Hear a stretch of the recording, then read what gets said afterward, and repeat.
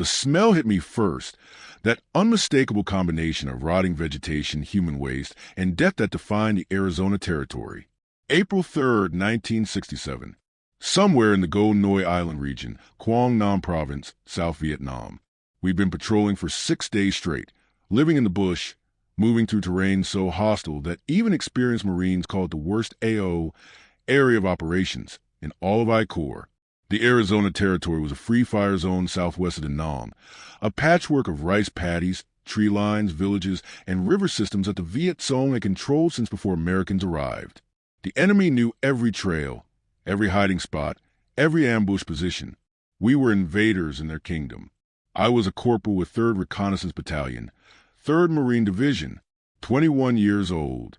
From a small town in Montana, where the biggest threat was bears, not booby traps and automatic weapons fire.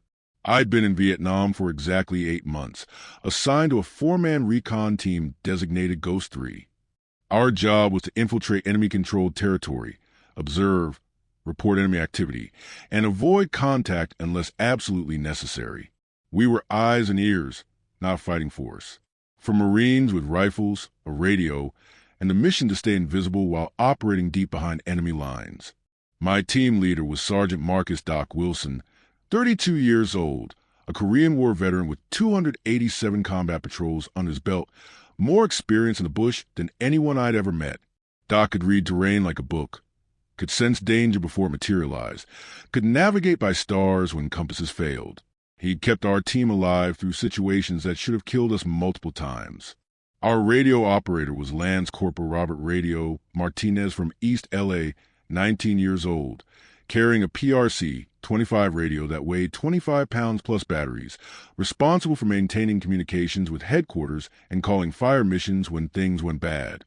Radio had the steadiest hands I'd ever seen. Could transmit coordinates under fire without his voice shaking, could maintain radio discipline when everyone else was panicking. Our 4th man was Private First Class David "Kid" Thompson from Alabama, 18 years old, the newest member of our team with only 3 months in country. Kid was still learning, still making mistakes, still had that wide-eyed look that comes from not yet understanding how close to death we operated every single day. But he was learning fast, had good instincts, and would develop into an excellent recon Marine if he survived long enough. This patrol, our 47 together, was supposed to be a 7-day reconnaissance of suspected enemy supply routes through the western Arizona Territory. Intelligence believed the VC were moving weapons and supplies from the mountains to positions near Da Nang, using trails that hadn't been mapped. Our mission was to find those trails, observe the traffic, report back. For 6 days we'd been moving through hell. The terrain was a nightmare. Thick vegetation that limited visibility to 10 meters, mud that sucked at your boots, water-filled rice paddies that had to be crossed in the open, villages that looked abandoned but probably weren't. We'd found evidence of massive enemy activity, fresh trails, recent fighting positions, supply caches, signs of major troop movements. But we hadn't made direct contact, hadn't fired a shot, had successfully remained invisible ghosts moving through enemy territory, observing, reporting, doing the job exactly as intended. That was about to change. "Hold," Doc whispered, raising his closed fist, the hand signal for freeze. We stopped instantly, dropped to one knee, became motionless. Doc had seen or heard something. I scanned our surroundings. We were in heavy bush, maybe 200 meters from a village called Phu Loc 6 that showed on our maps but intelligence said was abandoned. The vegetation was dense, elephant grass, bamboo thickets, thorny wait-a-minute vines that grabbed at equipment and flesh. Visibility was maybe 15 feet.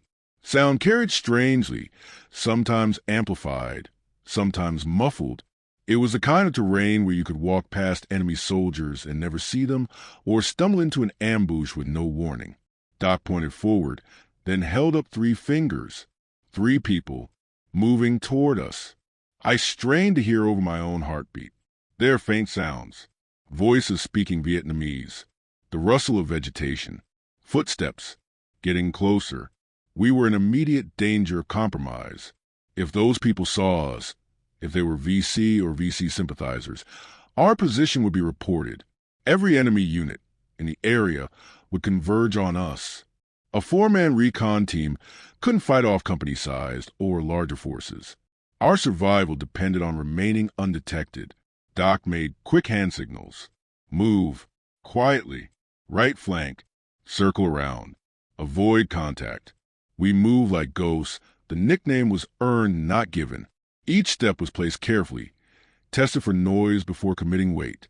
We avoided dry branches that would crack, leaves that would rustle, anything that would give away our presence.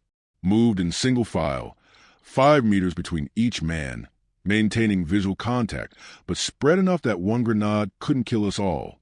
The voices passed to our left, maybe 20 feet away.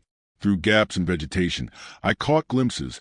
3 Vietnamese men, wearing black pajamas typical of VC, carrying AK-47s, moving with the confidence of people on familiar ground. They were talking casually, not maintaining tactical silence, completely unaware that 4 American Marines were within grenade range. We let them pass, remained frozen until the sounds faded, then continued our movement, circling wide around their path, putting distance between us and potential compromise. That was close. Kid whispered once we moved 200 meters away. Close doesn't count, Doc replied. Close is what happens every day out here. We're alive because we don't get seen. Remember that. We found an observation position on a small rise overlooking a trail junction, exactly the kind of location recon teams prayed for. Good visibility of multiple approaches, vegetation for concealment, hard-packed earth that wouldn't show footprints, multiple escape routes if things went bad. Doc set up a patrol base. We'll observe from here for the next 12 hours, see what moves on those trails. Radio, call in our position. Ghost, you and Kid take first watch. I'll rest for 2 hours, then relieve you. This was standard procedure. Recon teams operated on continuous rotation. 2 men observing while 2 rested, switching every 2 hours to maintain alertness. You learn to sleep instantly when off watch, to wake instantly when on watch, to function on 4 hours of sleep per day for weeks at a time. Radio transmitted our position using brevity codes that would mean nothing to enemy listeners. I settled into observation position next to Kid, binoculars ready, rifle across my lap, every sense tuned to maximum awareness. For 6 hours, nothing happened. The trails remained empty. The jungle was quiet except for normal ambient noise, birds, insects, the wind through vegetation. I was starting to think intelligence had been wrong about enemy activity in this area. Then, at 1,730 hours, just before dusk, they came. First was a point man, moving cautiously, checking for ambushes. Behind him came a column of NVA soldiers, not Viet Cong in black pajamas, but North Vietnamese Army regulars in khaki uniforms, carrying newer weapons, moving with military discipline. I counted them as they passed. 10, 20, 30, 40. Doc, I whispered, we've got major contact. NVA company-sized element moving southeast on the main trail. Doc moved up beside me, glassed the trail with his binoculars. Keep counting. Radio, get ready to call this in. 50, 60, 70. The column kept coming. These weren't local guerrillas. This was a professional military unit, well-equipped, well-trained, moving with purpose toward Da Nang. The column finally ended at 93 soldiers. Behind them came porters carrying supplies, rice bags, ammunition crates, weapons, medical supplies. Then more soldiers providing rear security. Over 100 enemy moving toward Da Nang. Doc said quietly, this is exactly what intelligence needed. Radio, transmit contact report. Size, location, direction, composition. Priority message. Radio key to handset. Transmitted in whispers that somehow carried clearly over the radio. Sabre Base, Ghost 3. Contact report. Grid 842,637. Over 100 NVA infantry plus porters moving southeast toward Da Nang. Unit appears to be. The transmission cut off. Radio's expression changed. Radio's dead. I'm getting nothing. We've lost comms. Lost communications in enemy territory while observing a major enemy force. This was every recon team's nightmare. We couldn't call for support. Couldn't request extraction. Couldn't warn headquarters about the threat moving toward American positions. We were alone. Check the radio. Doc ordered. Find the problem. Fix it. Radio opened his pack. Pulled out the PRC-25. Started troubleshooting. Checked the battery. Checked the handset. Checked the antenna connection. Antenna cable's been cut. Must have snagged on something during movement and severed the wire. I can splice it, but I need 20 minutes. Do it.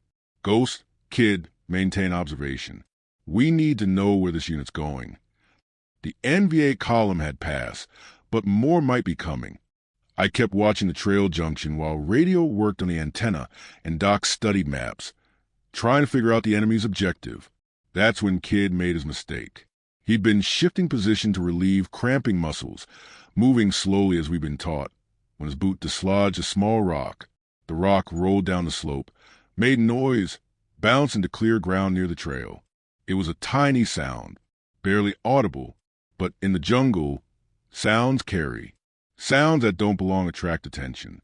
An NVA soldier who'd been bringing up the rear of the column stopped, turned, stared at where the rock had come from, unslung his rifle, started moving toward our position to investigate. We're compromised, Doc whispered. Everyone down. Don't move. Don't breathe. Maybe you won't spot us. The NVA soldier moved carefully up the slope, AK-47 at the ready, scanning for threats. He was good, checking his surroundings, moving tactically, not exposing himself unnecessarily. He was maybe 30 meters away. 25, 20. At 15 meters, he would see us. No matter how well we concealed ourselves, at that range in daylight our positions would be visible to a trained soldier actively searching. Doc made the decision. Hand signal. Prepare to engage. Kill him quietly. No shots. Kid had a K-bar knife. So did I. Doc had a garrote, a wire loop used for silent kills. We'd trained for this. Close combat, silent elimination of sentries, techniques for killing without making noise that would alert other enemy forces. But training and reality are different. In training, your target is a human being.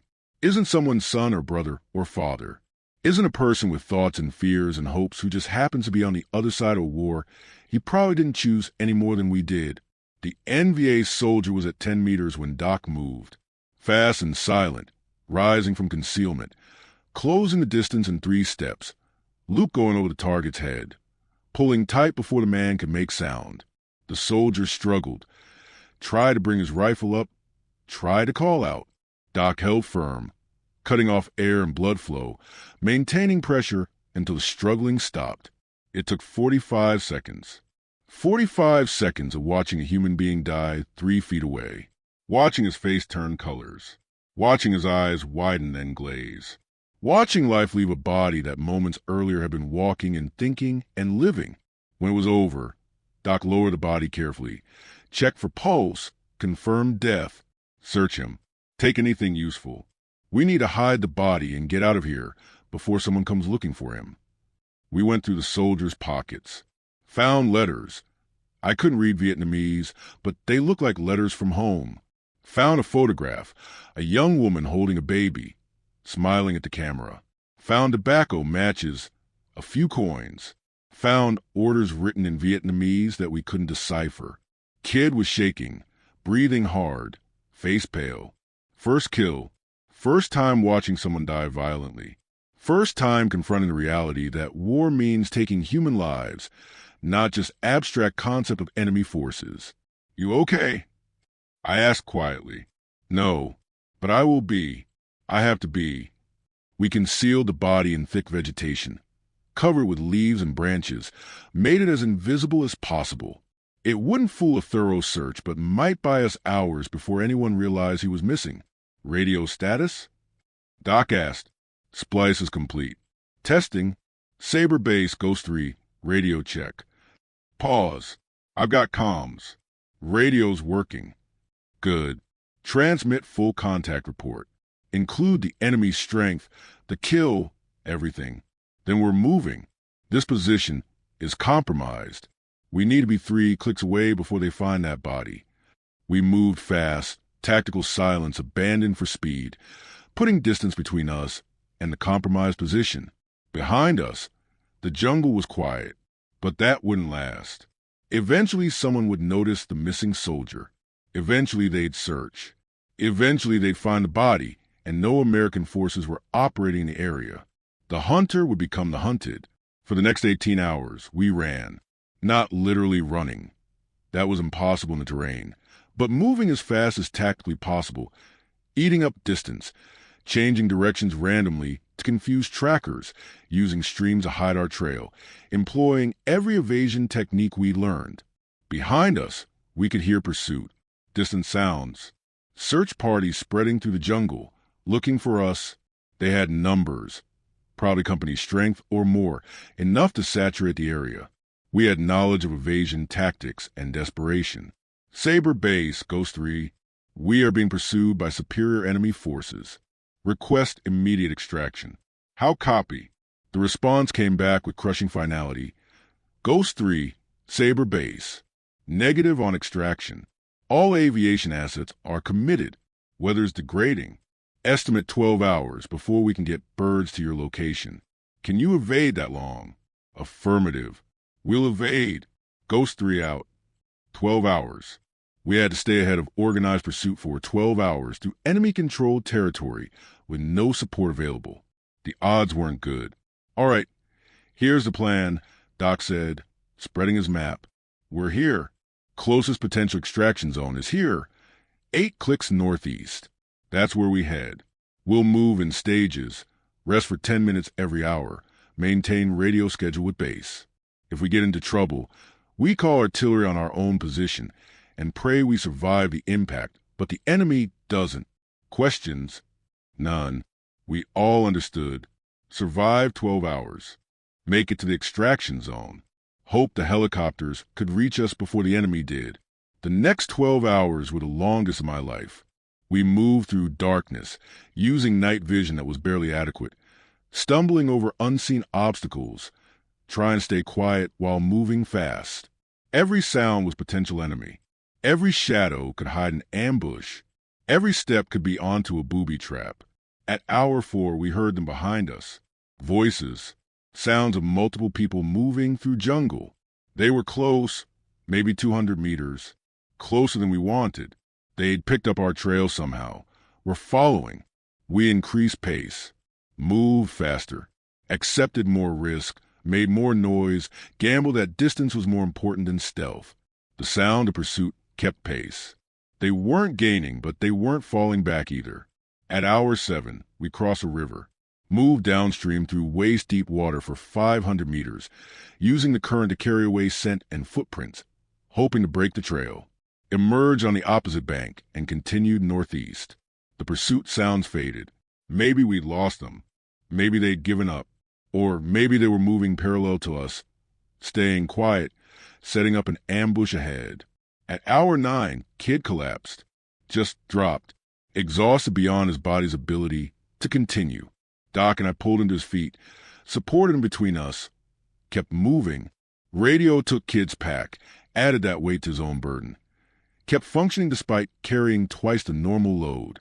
At hour 11, we reached the extraction zone, a bombed-out clearing, maybe 100 meters across, vegetation destroyed by previous airstrikes, open enough for helicopters to land. Sabre Base, Ghost 3, we're at the extraction zone. Request immediate medevac. We have 1 heat casualty unable to walk. Ghost 3, Sabre Base. Birds are inbound. ETA, 20 minutes. Be advised, enemy forces in your area. Extraction will be hot. You'll have Cobra gunship support. Stay low. Mark your position with smoke when you hear the helicopters. 20 minutes. We set up a defensive perimeter around the clearing, position ourselves to cover likely enemy approaches.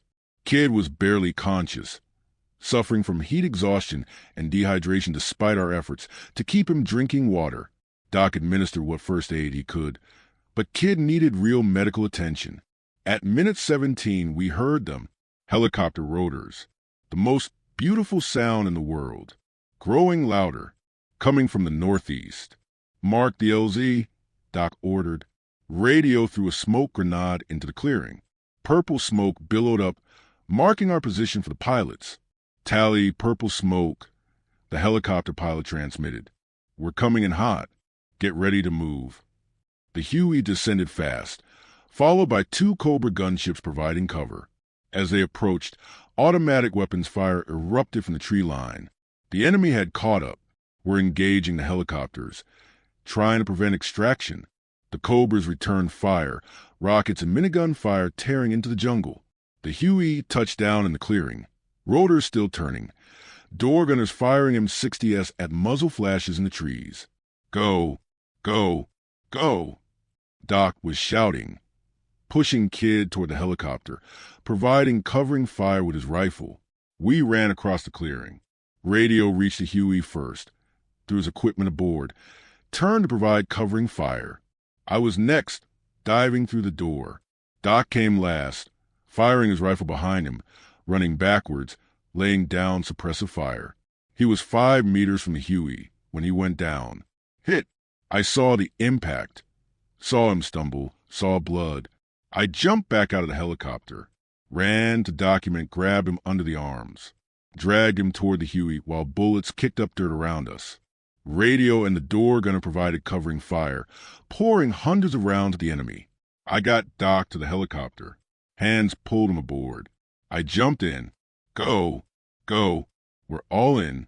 The Huey lifted off, accelerating away from the clearing, the Cobras covering our departure. Below, the jungle receded.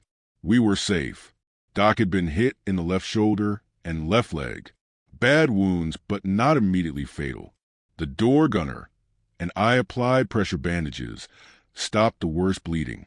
Doc stayed conscious, even managed a weak smile. Thanks for coming back for me, Ghost. Wouldn't leave you. Never leave anyone. Kid recovered at the hospital, returned to duty 3 weeks later. Radio continued flying missions, completed his tour, went home. Doc spent 2 months recovering from his wounds, returned to recon operations, eventually survived and went home. I continued flying recon missions for another 5 months, completed 73 total patrols in 13 months with the Arizona Territory as my primary AO. Saw more combat, more death, more situations that should have killed me but didn't. The Arizona Territory remained a free fire zone throughout the war. Thousands of Marines operated there. Many died. Many more were wounded. The enemy never gave up that ground, maintained control despite everything we threw at them. Recon operations were the eyes and ears of the Marine Corps in Vietnam. Small teams operating behind enemy lines, gathering intelligence, calling in airstrikes, guiding larger operations. We didn't hold ground, didn't fight big battles, just lived in the bush, moved like ghosts, and survived by being invisible. The cost was high. 3rd Reconnaissance Battalion suffered heavy casualties throughout the war. Teams were ambushed, overrun, lost in operations that failed. But we also saved countless lives by providing intelligence that prevented bigger disasters, by calling artillery on enemy units before they could attack, by doing the dangerous work that gave commanders the information they needed. I survived 13 months in Recon, came home in 1968, left the Marines in 1970, tried to build a normal life, but carried Vietnam with me always. The hypervigilance, the inability to sleep soundly, the instinct to check my surroundings constantly for threats, the dreams of being hunted through jungles while unseen enemies closed in. Connecting with other Recon Marines helped. We understood each other, shared experiences that civilians couldn't comprehend, found brotherhood in shared trauma. I'm 78 years old now. Those 13 months happened 58 years ago, but I remember every patrol, every close call, every face of the men who didn't come home. The Arizona Territory took pieces of all of us, some physical, most psychological, that we never got back. But I'm proud of what we did, proud of the missions completed, proud of the intelligence gathered, proud of surviving when statistics said we shouldn't, proud of being a reconnaissance Marine, a ghost in the valley of death, doing the work nobody else could do. That's the legacy. That's what 13 months in the Arizona Territory taught me about courage, brotherhood, and survival. That's what it meant to be a Recon Marine in Vietnam.